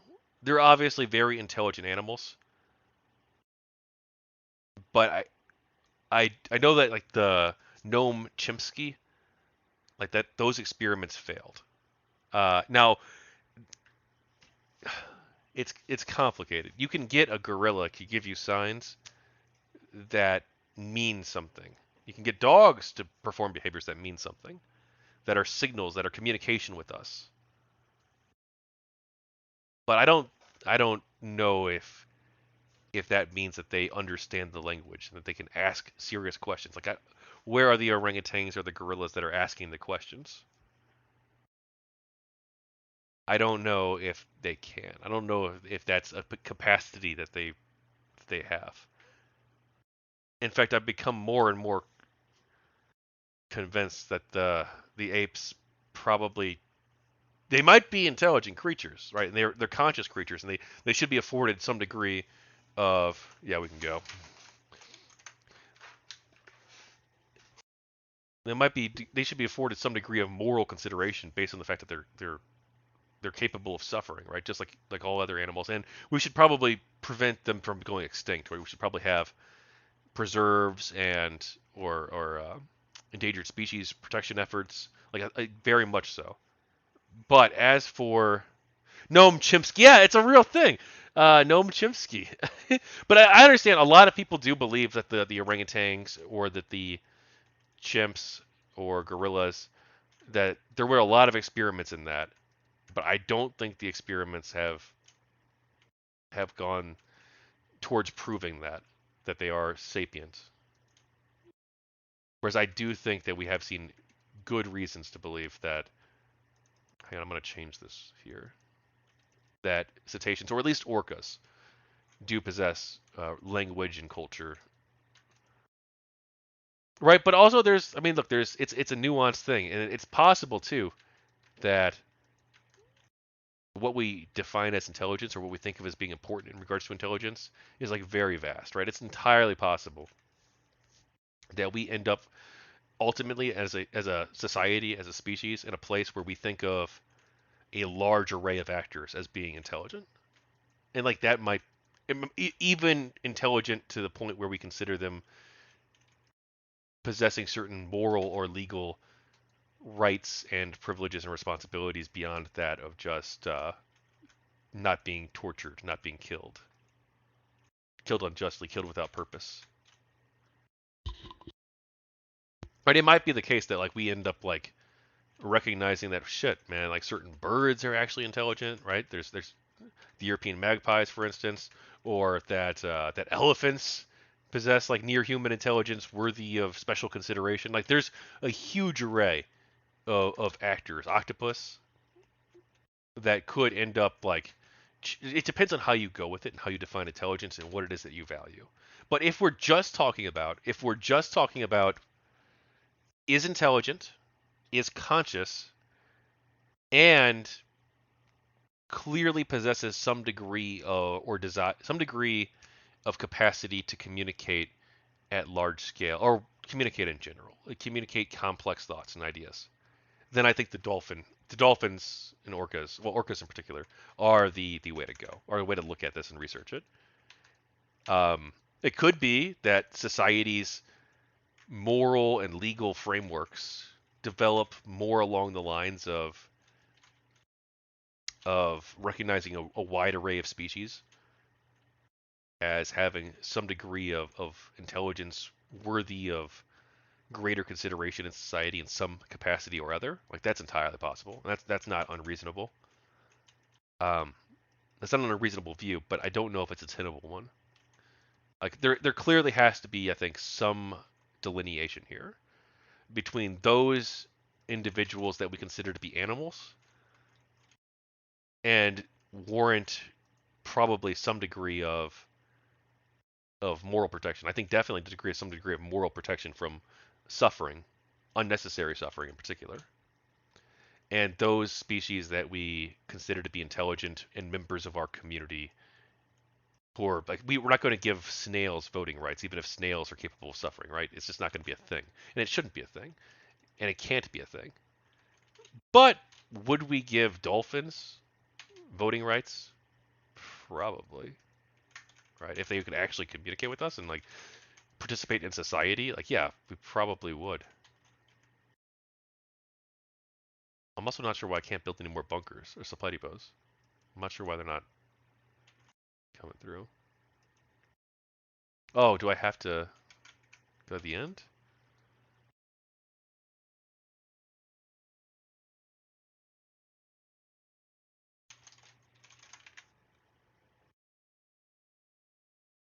Citizens to honor what asylum means. To me, it's at the core. And also, just one last thing about that. Even statistically, immigrants, undocumented workers and immigrants to this country do more to contribute to even to our economy than they do to take from it. And I'm really offended by all these false narratives that inform so much of that debate. True. Speaking of enslaved peoples and what to do, you have, like I said, spoken about systemic racism.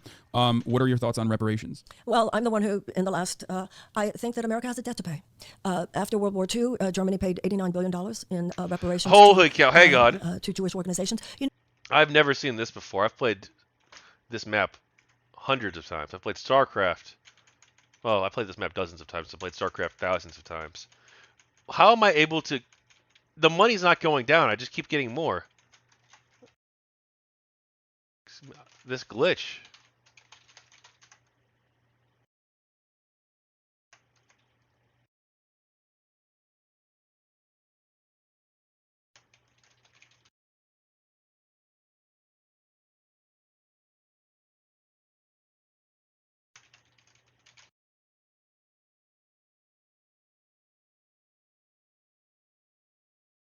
Someone must have modified the map.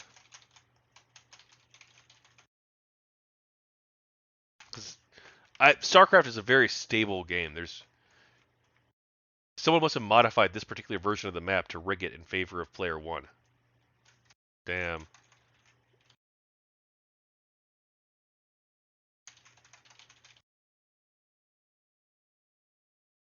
That sucks. I have another version of it too, but that sucks. No, by the middle of the 20th century, it was an established principle of kind of international consensus that if one people has done an egregious wrong to another people, that financial remuneration made sense. And I also think if Martin Luther King had not died, I mean, we were on the path. We'd had the Voting Rights Act, we'd had the Civil Rights Act, and I think that would have been the next leg of that stool. And I believe that a debt is owed. And I also think that my sense of the American people, and I've talked to people all over the country about this, is not that the average American is a racist, but the average American is deeply undereducated and underinformed. And if the Ron DeSantis of the world have their way, the future generations will be more uninformed to the point of disinformed about the history. If you have been violently enslaving people for almost 250 years, and you add to that another 100 years of institutional oppression in the form of segregation and institutional, you owe people something. How can we even talk about this? And I think that a lot of white people might not realize if you did, through a program of reparations, if you were to close that wage gap, it would actually make the entire American economy something like $1.5 trillion larger. So on an economic level, it would actually help whites as well as blacks. Yeah, I 100% agree with you on that. I think that's great. Let's talk about some, we agree on a lot of stuff, but let's talk about some stuff that we might not necessarily agree on. So this is the part where it'll get a little bit trickier. Okay. A couple things. I have to address this, obviously. There's been a lot of writing in the media about possibly mistreatment of your campaign workers. Mm-hmm. So this is something that I'm sure you're aware of. Oh, yeah. Would you like to address what they've written and why they're writing this? Why they're writing it? Gee, I can't even imagine. That's number one. Figure it out. Number two, if you are in a court of law, there are the rights of the accused. If you're in a court of law, those who are accusing me, those who are saying she did this, she said that, would have to raise their right hand and under oath swear to tell the truth, the whole truth, and nothing but the truth. And when they lob accusations at me, my counsel could cross-examine. Yeah, it's just no fun. There's no challenge to it. I swear this someone must have modified this version of the game. I just got it online. I don't think I got this downloaded from other players.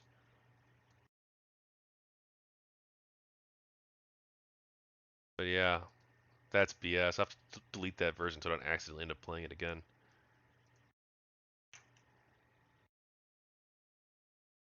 Them, ask them some questions. My lawyer could look at certain evidence. Certain evidence could be shown to the judge and say this is not legitimate, and the judge could decide whether or not it was even shown to the jury. So I say that it's like the old Simon and Garfunkel song: "I would not be convicted by a jury of my peers."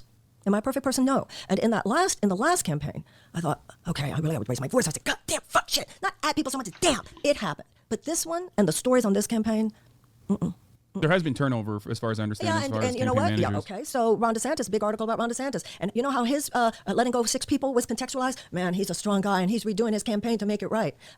When you look at some of the things that have been done by and said about me by former campaign people in the campaign, given what was true, would you have wanted them working in your campaign? And some people are really wonderful people who it wasn't right for them or wasn't right for us. We don't have $6 million. We don't have $35 million. So we have to be very focused on where the money can be spent. Okay. Another thing that we would probably disagree on a little bit is maybe foreign policy, but especially as it pertains to Israel. Okay. So Israel is America's greatest ally, according to both the Democratic Party and the Republican Party. I want to hear in your own words how you deviate away from the Democratic establishment on that front.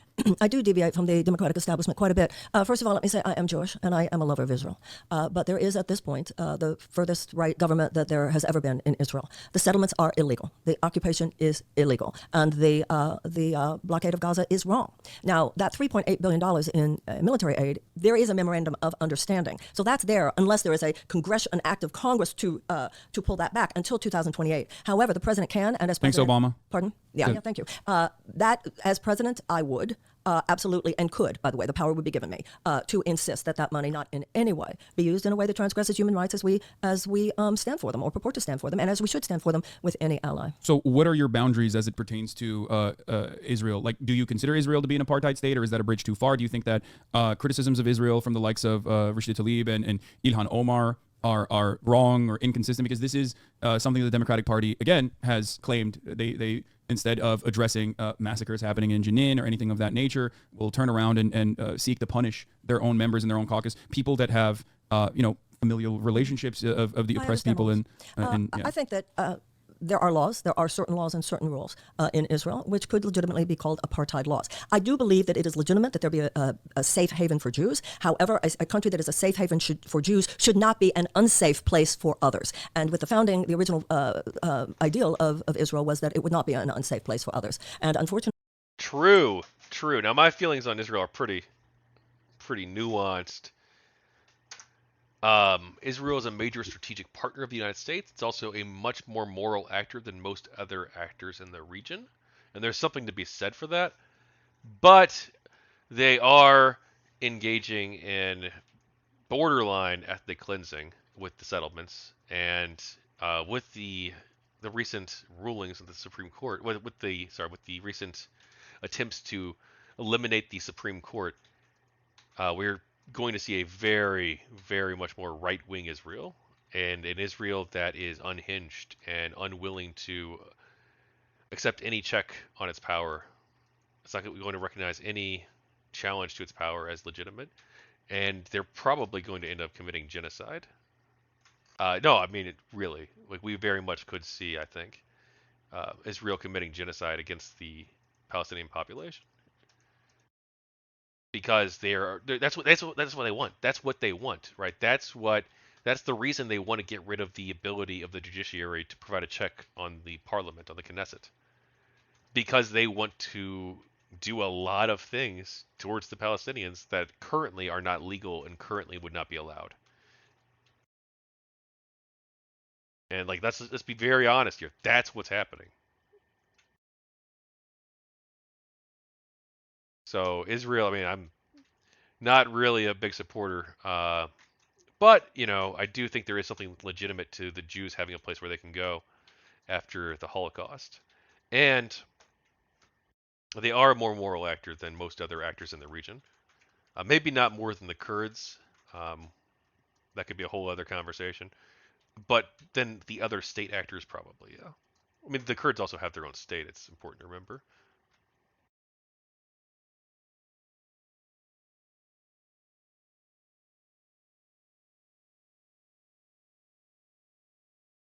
But yeah, I'm very much opposed to building settlements or enlarging existing settlements.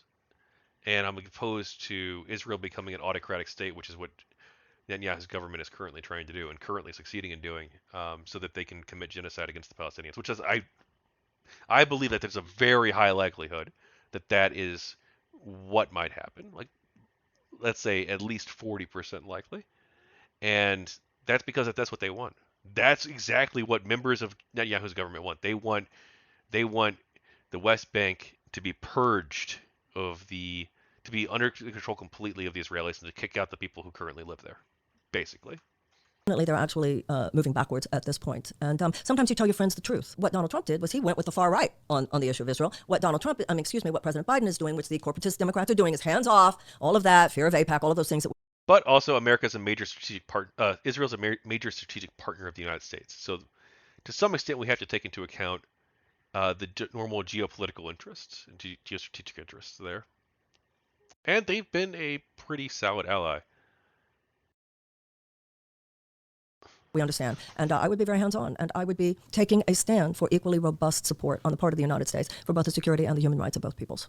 Okay. You say both people, so that's why I'm trying to still understand. The Palestinian population is, as you said, under conditions that could, by legal standard, be considered apartheid conditions. Are you willing to withhold what we consider aid, but is a defense Well, as contract? I just said to you, there is a memorandum of understanding. It would take an act of Congress to withhold the money until 2028. What the president can do, is insist that that money not be used in anything having to do with settlements, anything having to do with the occupation, anything that in any way transgresses human rights as we in the United States describe them. What is to do with? What do we also do with the obvious? You already said it's illegal. The occupation is illegal, especially in West Bank. What is to be done with the already existing settler areas in the region?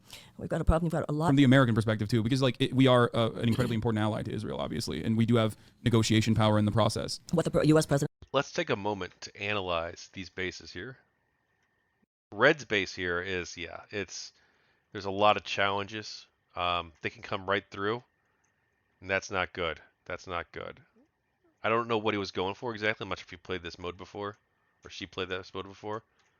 Then you've got blue. Come in. He's going to try and trap him here. Trap him here. Trap him there a little bit. Then they have to come up, rotate in, come around. Then you've got teal. Come in. Pretty straightforward so far. A couple weird spots. I'm not sure what he's going with this part here. I'm not sure what purpose that serves. Here. Okay. Coming in. So I don't know, man. Teals is maybe it'll work out, but I guess he's hoping that they get caught on these weird placements. Brown lost. We're not analyzing Brown's defense, I guess. Red lost. Oh, Red won! Red survived! Wow. Good job. Wow. Okay. All right. Barely.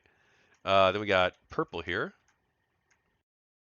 Oh, his is a basic one. See, I've used this one before. This one, you can last a long time. You can last a long time. But there comes a point where it's just not good enough, no matter what you do. You got to throw in some other obstacles. So here's what I did. So I got them coming in here. They get confused. They get trapped. Then they eventually make their way over.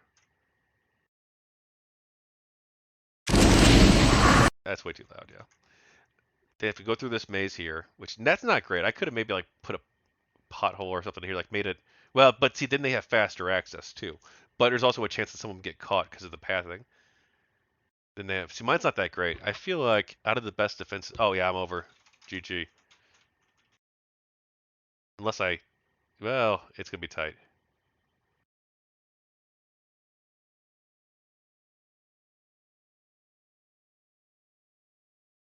Yeah,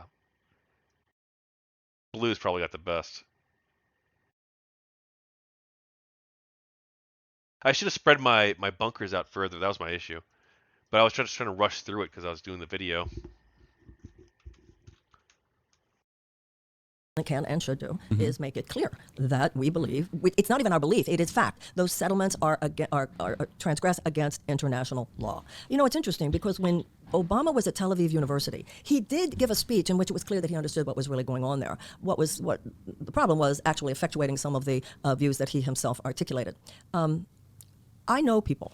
I know them in Israel and Palestine, and I know people here who do represent a next generation consciousness about that area. And I would gather them, and I would seek to harness that kind of consciousness here in the United States for an entirely new conversation. And I would make it clear the leadership of Israel would know, and I think the leadership among the Palestinians would know as well, that the United States stands for something which is far more enlightened and fair and just than what is occurring now. What do you think about our treatment of Cubans and Cuban population, Cuba as a country, and the embargo? You know, it's so interesting. Batista lost. There was a revolution. Castro won. Get over it. That was a long time ago. And I think that, you know, you've got, I mean, I lived through decades where the hold of Cubans were so resentful because Batista, they had power in Batista. It was like, enough already. Now they have younger generations, their grandchildren and great-grandchildren. This embargo of Cuba is cruel. I think that a lot of Americans underestimate the violence of sanctions. The absolute violence and who they actually hurt. So once again, you know, this is an interesting area, isn't it? Obama began to open it up, then Trump closed it down, and this is one of the areas where we thought that Biden would. Violence is a very weird way of phrasing it. Like, I'm not going to trade with you. Might be bad policy. And with Cuba, I'm probably leaning more towards it. It probably is bad policy, very much so. But like we're not going to trade with you. It's what basically de facto that is. That's what an embargo is. That's not violence, right? You're not entitled to the resources of another country. Biden would reverse. Yeah. So no, open it up, let people travel, let people have economic relationships, live their lives and be happy. And if that's where Cuba is, that's where Cuba is. Cuba gets to determine what's going on in Cuba. Okay.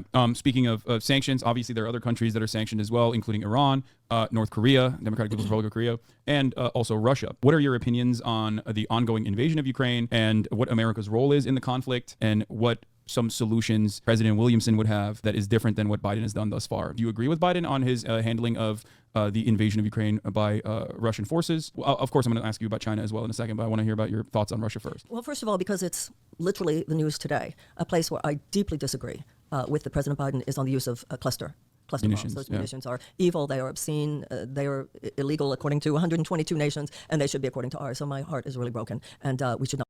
Well, it's not.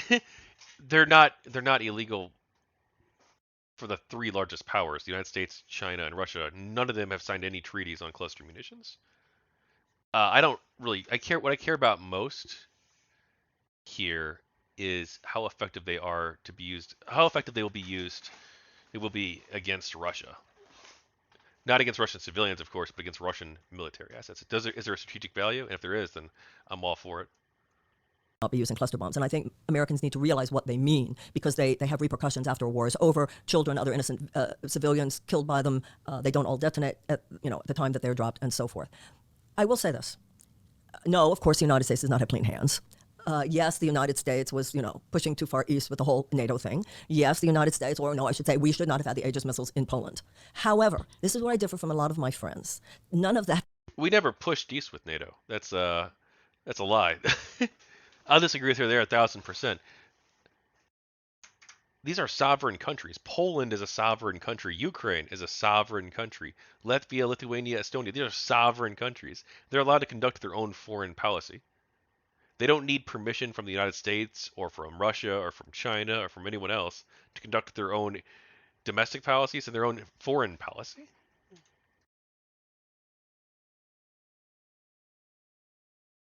To me, justifies Vladimir Putin's invasion of a sovereign country. And to me, if you're an anti-imperialist, you're an anti-imperialist if the U.S. does it. And to me, I'm an anti-imperialist if Putin does it. And obviously, we need a negotiated settlement. Obviously, the only ultimate possibility is a negotiated settlement. Someone like the foreign minister of Denmark has said, let's get together, but it has to be not just not just Ukraine's allies. It's not a unipolar world anymore. It's a multipolar world. You got to get everybody. You got to have China. You got to have India, Brazil, and so forth. However, I think some people talk very simplistically. What is Brazil going to bring to the table about Ukraine? Like they don't. What interest does Brazil have?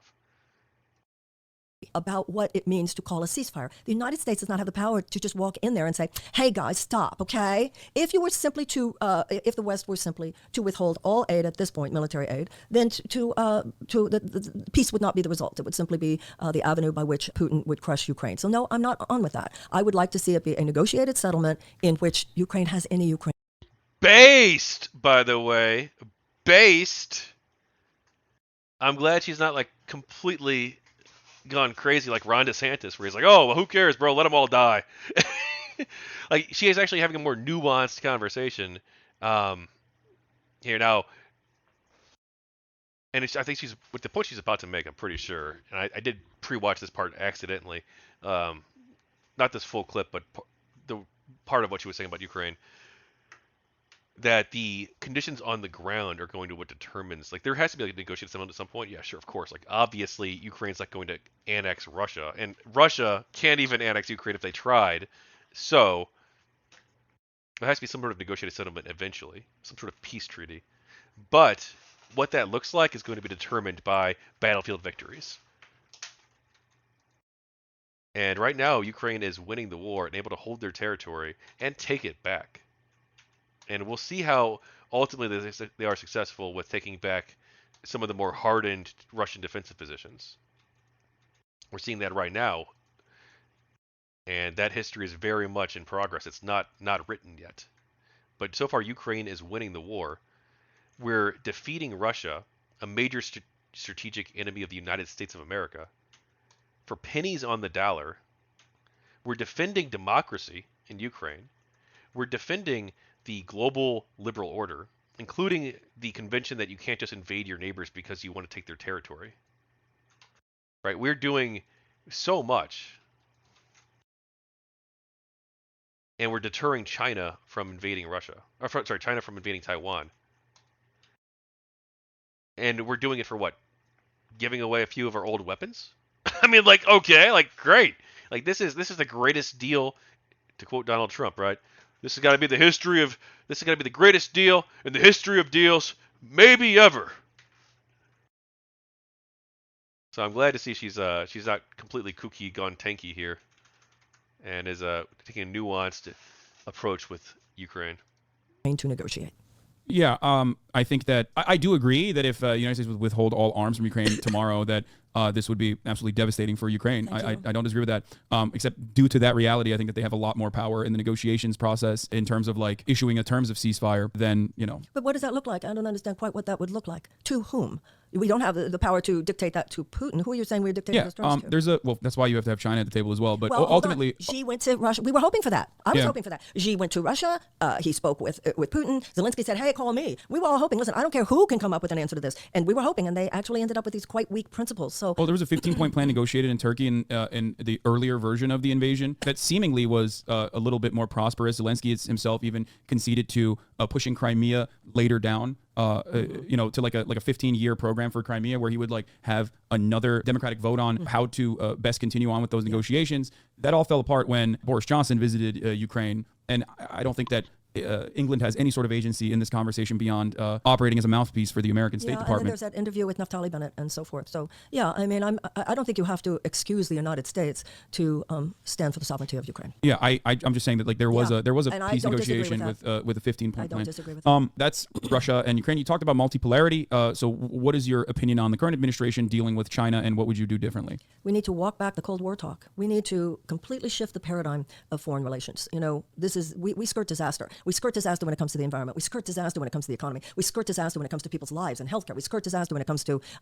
war. We absolutely must move from an oppositional adversarial role with other powers. Once again, like you and I both agreed, it's a multipolar world now. We're not the only superpower, and it's our own fault, by the way. It's our own fault. We squandered our moral authority. We squandered our military respect, and hey, we left a lot of openings for China to just walk right in there in terms of their. I don't necessarily feel like it's a bad thing, to be fair. No, I'm not even. Yeah. Yeah, I mean, I hear that too when I say it's our fault. Like, no, I don't have a problem with what you just said. Okay, but the point is now we need to find a way to move to a collaborative paradigm. We need it in terms of nuclear war. We need it in terms of climate change, and we need it more and more every day in terms of AI. So we have to stop it with this. You know, I look at American foreign policy over the last 50 years as toxic masculinity writ large. Cowboys going out, guns a-blazing, so immature, so lacking in wisdom. We must learn how to wage peace, and we must learn how to have a far more humble and respectful relationship with other nations. Okay, so you're in disagreement with the current foreign policy perspectives on China that seemingly is bipartisan, and it's like xenophobia, that China is bad, evil. Well, there have been terrifying. some efforts when Yellen was there and Blinken. I mean, I think they're making efforts for economic collaboration, which is necessary. I mean, that's an ongoing thing, regardless of what American media or the State Department says. It's like inevitable that we are always going to collaborate with them. They're a massively valuable trade partner. It's more so just saber rattling, in my opinion. But you differ on that front, is what you're saying. Differ from not me, I'm saying from the current administration. I mean, because I feel like those conversations, as it pertains to trade, are ones that are not necessarily changing attitudes in any meaningful capacity. It's more so a reassurance. It's not dissimilar to America's opinion on, China being a one state, a unified state with two separate systems. Whether it, with Taiwan, for example, which is there's always been since the Nixon era the American attitude towards China has always been like, yeah, we're not gonna do anything. We are no longer recognizing Taiwan as the real China. It's just autonomous region, while also simultaneously giving arms to Taiwan. And it's strategic ambiguity, which I actually am not a huge fan of. I'm in favor of the United States. Well, yeah, basically I'm in favor of the United States basically coming out and saying directly, if not publicly, then directly behind closed doors to Xi Jinping and telling him the truth, which is, yeah, we're going to defend Taiwan. That because we don't want him to miscalculate and start a war. But he also needs to know that we will defend the United States of America will defend itself, and it will defend Taiwan. And we need Xi Jinping to understand that without any hesitation, without any misconception whatsoever. And trying to massage any kind of interest that there may be in the public, and oftentimes this is not dissimilar to the Arab Spring, real legitimate interest in emancipation or wanting to become independent, beefing up these different groups in a collaborative effort to utilize an area with historic conflict, simultaneously claiming that you're on board with it due to trade relations. I feel like the trade relation stuff is, I got really convoluted there. The trade relation stuff is just the norm. That's always going to happen. But as far as our dealing with China as a partner, it seems you are on board with seeing them as an equal. You've said repeatedly that the Claw says the whole promise that NATO wouldn't move east is also horseshit. Gorbachev himself said so. Claw says also the problem is at this point no one in Eastern Europe, not just Ukraine, will trust Russia to keep any settlement they sign. Any settlement is going to be really hard to manage as a result. Yeah. Pretty much. Of course, unless the settlement involves Ukraine and NATO, right? If the settlement involves Ukraine and NATO, then fuck, dude, it's whatever. It doesn't matter because Russia will never invade a NATO country. There's a reason he's invading Ukraine and not invading Lithuania, Latvia, Estonia, right? Because Latvia, Lithuania, and Estonia are in NATO. No shot. He'd never invade. So if the agreement involves Ukraine joining NATO, maybe they even give up Crimea, but they're allowed in NATO, right? Okay, they'd probably take that deal. Well, not right now because they're winning the war, but in the long term, yeah, they'd probably take that deal. The Ukrainians would for sure, and Russia probably would too. Russia doesn't really care that they border NATO anymore. The rhetoric is that they care. But I don't think they care. They didn't put up too much of a fuss when Finland joined. They didn't put too much of and they didn't do anything about Latvia, Lithuania, and Estonia. So they're already bordered by 5 NATO countries. What's a 6th, right? They're bordered by Finland. They're bordered by Latvia. They're bordered by Lithuania. They're bordered by Estonia. They're bordered by Poland actually too, which borders Belarus, which they're in union state with. basically a de facto subjugated territory. Belarus is. They also border Turkey and Sweden will be joining. Actually, Sweden's in NATO now. So Sweden is a major partner of the United States and currently in the process of joining NATO. Turkey finally acceded and let them in. So they share a water border with the ocean, the Arctic Ocean, with Russia and Norway as well. So that every single country to the west of Russia is basically in NATO, except for Ukraine. So I don't think they really care. That's just an excuse that they're using. I think that the real reason is Putin has. Well, I don't know what the real reason. I don't know what the real reason. I think there's many different factors. I don't know what's in Vladimir Putin's mind though. I can't tell you why he's doing what he's doing. And I'm not sure I know enough to give a strong analysis, but it's clearly not because one more country might have a referendum on if they join NATO. Like that, no shot. No. It's that it's probably much more that he wants to go out with a legacy, right? He's getting old. It's much more that. I'd be way more likely to believe that than that he cares that a seventh country will border him that's a member of NATO. Like, no shot. It offers it doesn't change the dynamic, right? And NATO is a defensive alliance. As long as he doesn't invade any of those countries, they won't go to war with him. It doesn't matter if you're bordered by NATO unless you have imperialist ambitions. That's the only reason.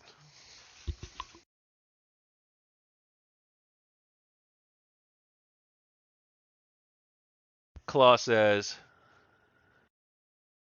the problem is that at this point, no one. Yeah, sorry. Claw says, Kraut mentioned this, and I'm in full agreement with this. Ukraine joining NATO in and of itself, and even the whole idea of NATO expansion was never the issue for Putin. The issue is a Western-aligned Ukraine is a window for Russia at how prosperous they can be if they throw off Putin and authoritarian. Probably. I mean, that makes good sense as a motive because of the massively close ties between Russia and Ukraine culturally and historically, that his regime probably couldn't survive a prosperous Ukraine. And the problem that Ukraine ran into isn't just that they like NATO. It's not just that they like the United States. It's not just that they like the European Union. They want to join the EU. They want to join NATO. The problem that they have is that they represent an alternative model for Eastern Europe and for Slavic Eastern Europe in particular. Right? The fact is, Ukraine since the Euromaidan Revolution and the Revolution of Dignity, right? They've become a successful democracy, and they've become increasingly economically prosperous. They have had democracy, they've had development, and they've had successful anti-corruption measures. None of this looks good for Putin, right? It's an alternative way that Russia could look. Could that be a factor? That makes perfect sense. But I'm not Vladimir Putin. I don't have access to his mind. I don't know if that's why he did it, or if it's just like, LOL, I want to do this today because he on a whim. Like, who knows?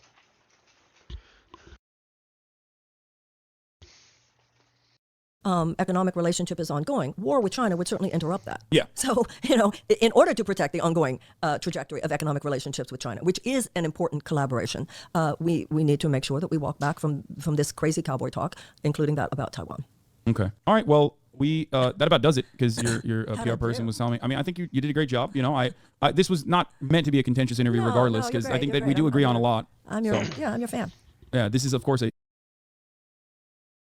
All right. Well, I have a few more topics I kind of wanted to cover, but it's getting kind of late. I've been going for a while. I've been going for about 3 hours. So I think I'm going to wind it down. Thank you for watching, everyone. Had a very active chat. Thank you, Claw. Thank you, JT, for your contributions. Thanks for hopping on earlier, JT. Hope I didn't come across as a jerk too much. But yeah, that was fun.